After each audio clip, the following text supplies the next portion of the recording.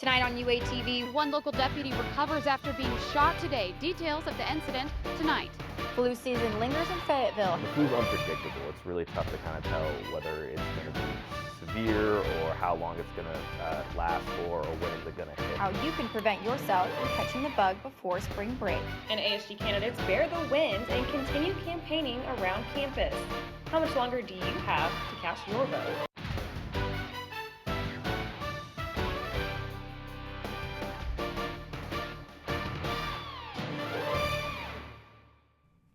Welcome to this Tuesday evening edition of UATV News. I'm Callie Barkwell. And I'm Mary Kay Carson. Thanks for being with us. We start tonight with the developing story of a local officer who is in recovery after being shot. The deputy, whose name has yet to be released, was headed to a suicide call about 1 o'clock today. Take a look at this map and you can see that the officer was sent to the intersection of Bob Lawrence and Howard Porter Road in Springdale.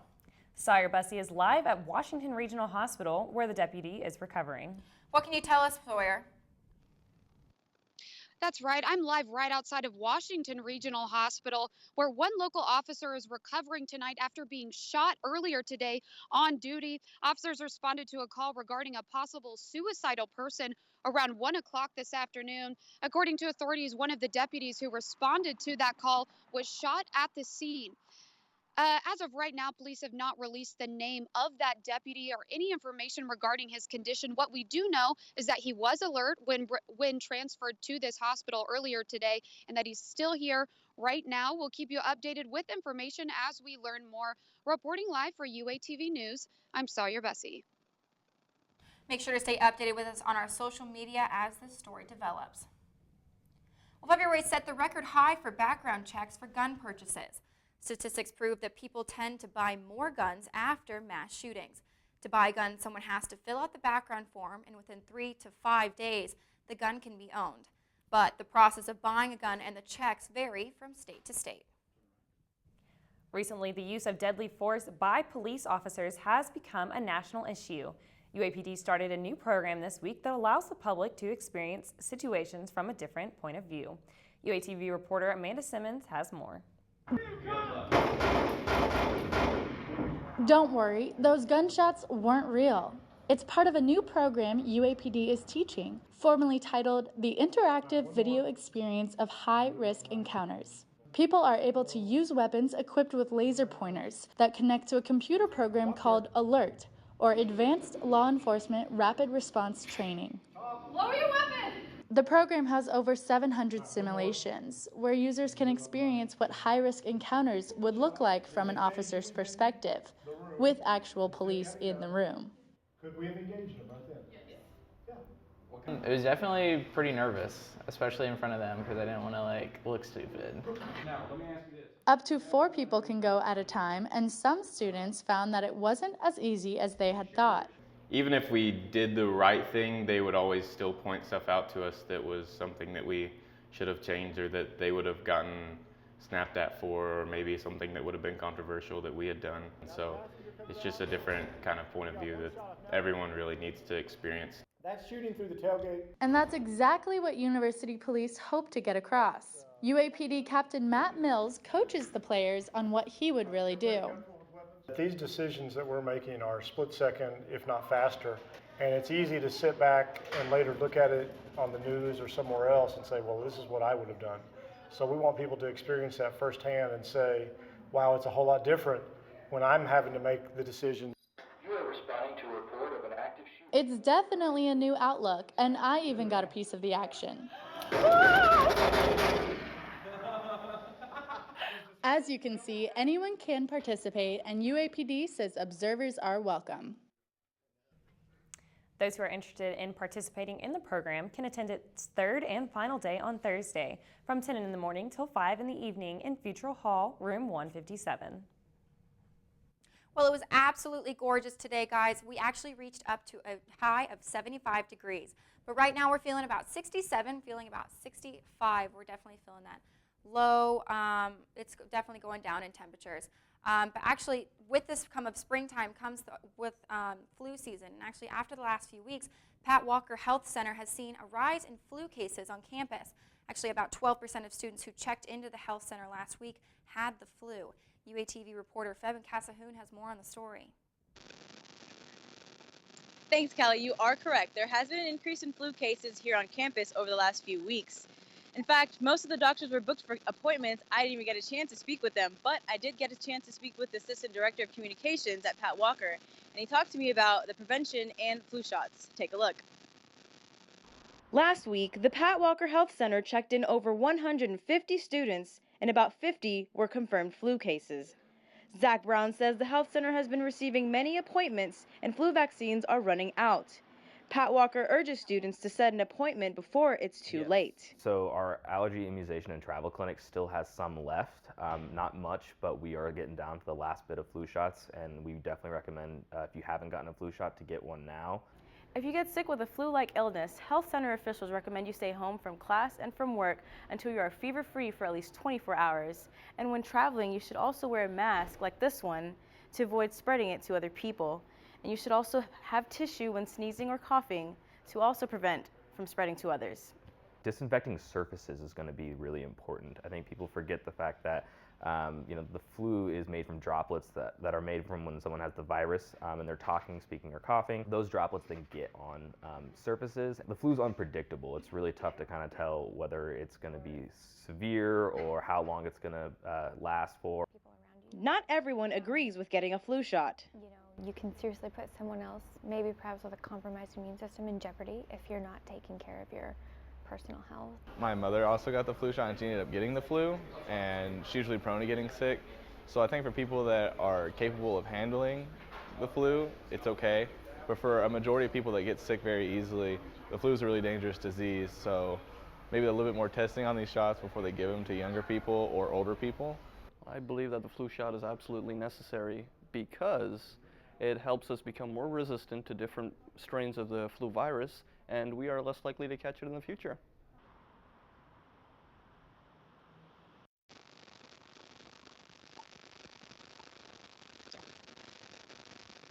Pat Walker health officials do say that if you must miss class, you must let your professor know ahead of time because they do not give out doctor's notes. But if you must let your professor know, there is a list of patients given to the Dean of Students. For UATV, I'm Febin Casahoon. Students can make an appointment online for a flu shot at myhealth.uark.edu.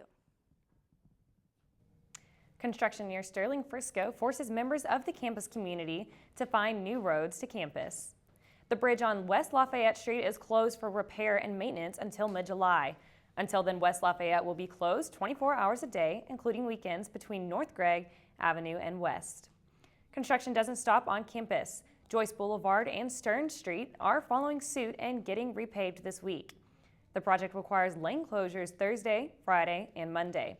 But the lanes will open back up during the weekend and non-work hours. Keep an eye out for detour signs and workers when you're headed that way. One busy Fayetteville intersection is out of a stoplight after a crash over the weekend. The intersection of Weddington Drive and Sang Avenue have stop signs to assist with traffic as well as police officers. Workers are still out to address the problem and hope to have the stoplights working soon. For Tuesday, round 3, which states are casting their votes and what kind of impact do they have? And one student makes a name for herself on Amazon. The fact that you're going to get a lot of rejection. How she overcame hardships in the publishing industry when UATV returns.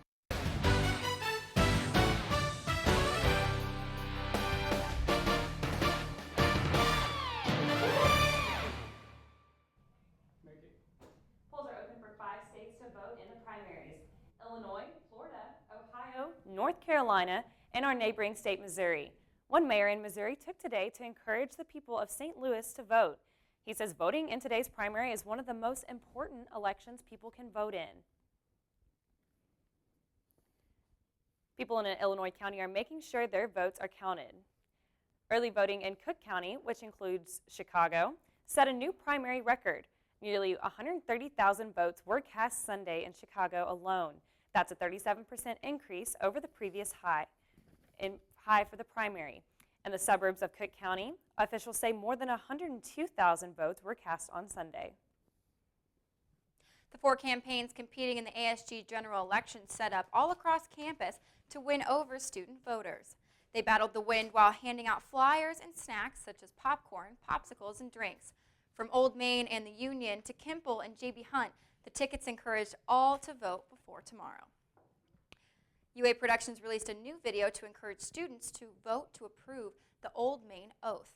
The oath, drawn up last semester, outlines the responsibilities and values of the campus community. The University of Arkansas is one of the few SEC schools to not have an oath. You can view the video online at news.uark.edu.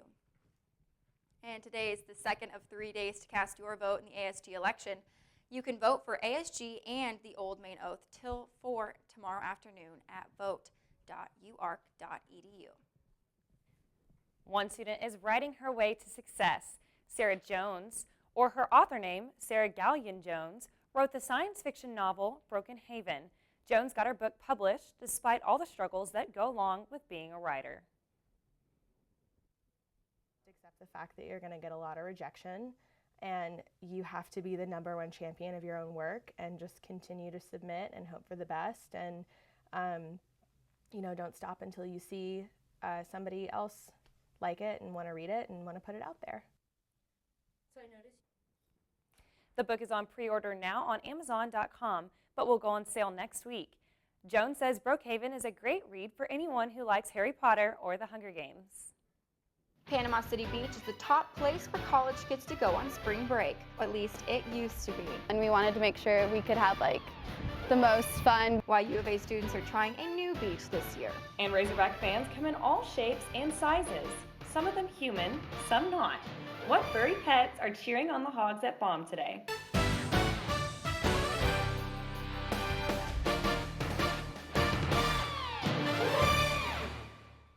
Welcome back, everyone. We're going to take a look at your national and local temperatures. This is our national weather map. As we can see, the south is getting hit hard with that heat. Up in the north, we're still looking really cold, still feeling really winterish. And then down here, we're looking at 80s and 70s. If you're looking for spring break temperatures, we're looking down here, 80, 73, 82. Definitely, if you were looking for spring break this upcoming week, looking forward to spring break this upcoming week, you're going to want to be down here in Florida, Louisiana, even down South Padre, down at the tip of Texas. And the next map, we're going to look at our wind gusts. Today was especially windy, even though we felt really warm this afternoon. We had those winds. We're looking at 30-mile-per-hour winds right here coming in from that northwest area. We're definitely feeling, even though it's really, really hot, that wind is still going to stay around for the next few days. And we'll take a look at our next map. We'll see this is the past rainfall that we've had the past week. As you can see, this is also for your spring break vacation temperatures. This is right here, Louisiana. If you're driving down through Louisiana to Florida or to New Orleans, anywhere, you're looking at that flooding that has happened the past week. This is how much rainfall that everyone has had. Up here in the Northwest Arkansas area, you'll see that we had a few inches, but not near as bad as New Orleans. And we'll take a look at our next map. This is the upcoming next 30 days, how much rain we're expecting for the next 30 days. So for the rest of March, you'll see that rain right down here in the southern areas. Really look out for the Louisiana, the Florida areas. You want to look out for that flooding that we've seen last week and will still continue to come. Well, we'll take a look at your 5-day forecast and up after this break, and I'll be back soon. It feels like springtime, and that means it's time for spring break. Here are a few tips from Pat Walker to make sure you're protected, whether you're skiing in Colorado or soaking up the sun on the beach. Use sunscreen, protect yourself against STDs, balance your diet, drink plenty of water, and lastly, be a smart and safe traveler. Many college students are now traveling to Gulf Shores instead of Panama City Beach for spring break because of the ban of alcohol on beaches. Hannah Bortnick is live with more details. Thanks, Mary Kate. The warmer weather has students dreaming of partying on the beach for spring break. In the past, students have flocked to Panama City Beach because law enforcement was lenient and the students basically ran the town that week for spring break. However, this year, more students are going to Gulf Shores for spring break because of the ban on alcohol on the beaches for Panama City.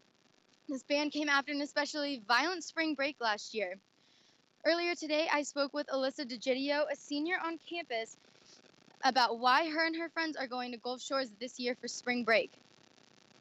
All the laws and stuff have changed about alcohol on the beach and stuff. Since my whole group's 21, we wanted to make sure we could have the most fun, but make sure that we weren't getting in trouble at the same time.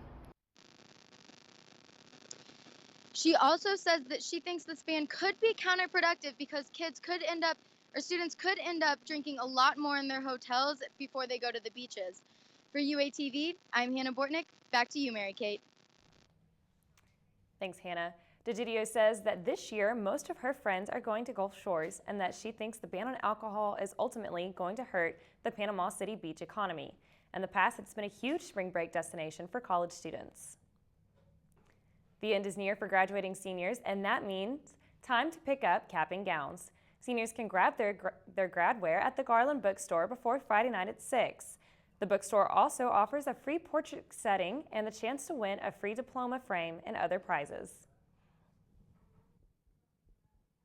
Fans of the Diamond Hogs brought man's best friend to the game this evening for Bark in the Park. The Hog Pen became a dog pen for the third consecutive year at Baum Stadium. Owners of dogs 6 months and older with updated vaccinations only needed to sign a waiver and keep their friend on a leash to watch the game. Up next, we'll take a look at your pro day as well as one freshman's NFL dreams. Also news on Arkansas alumni John Daly. But first, a look at your trivia question. Name the 2 schools that have the fewest losses heading into the NCAA tournament. The answer when we return.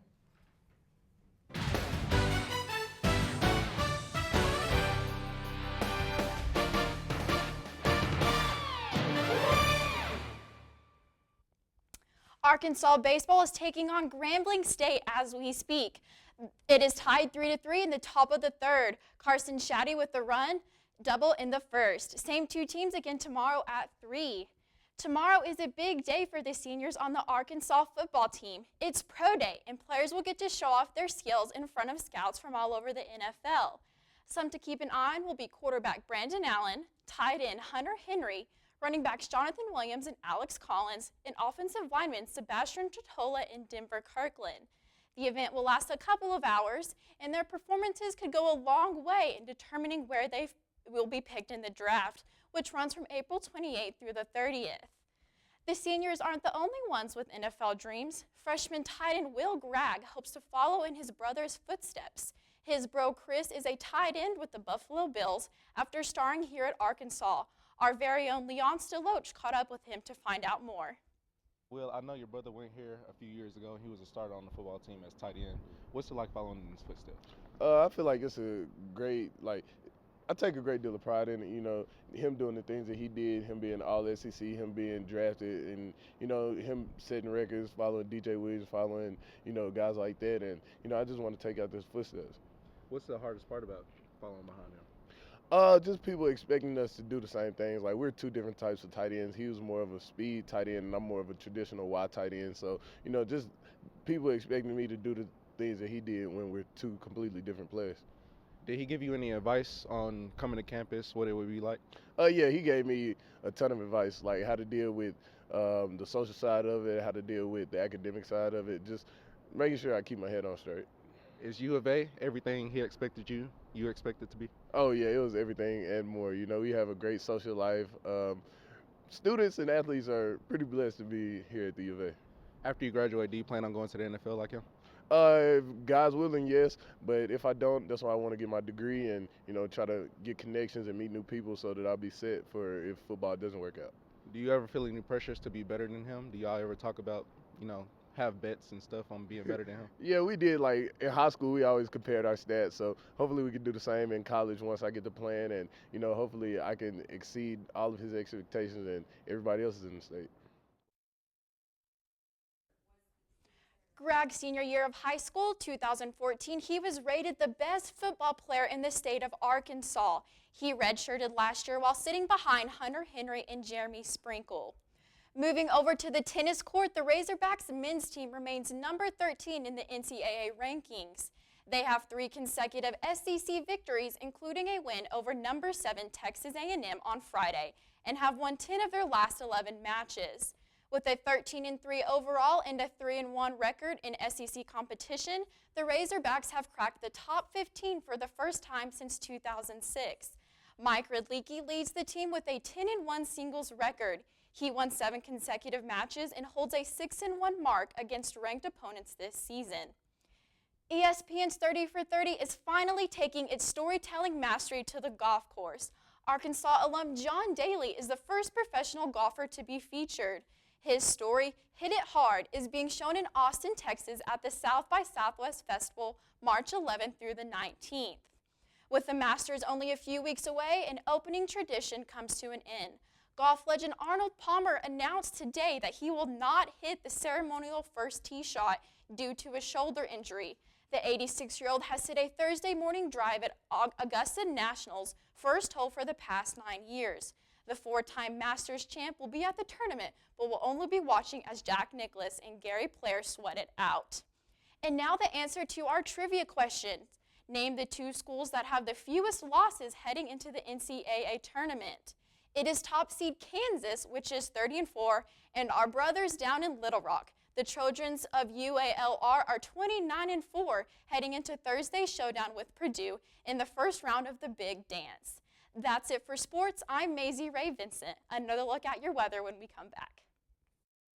Welcome back, everyone. We're going to take a look at your 5-day forecast coming up here.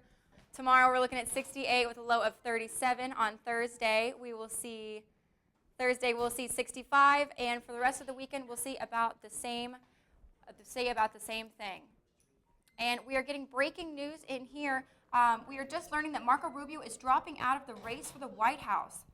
Tonight in a concession speech, Rubio said, quote, "And so while it is not God's plan that I be president in 2016 or maybe ever, and while today the campaign is suspended, the fact that I've even come this far is evidence of how great America is." Well, that'll do it for our UATV tonight. We will see you again tomorrow at 7 p.m. Make sure to follow us on Twitter and Facebook, and make sure so we can keep you updated on what's going on here at the U of A. For UATV News, I'm Callie Barkwell. And I'm Mary Kate Carson. Have a great night.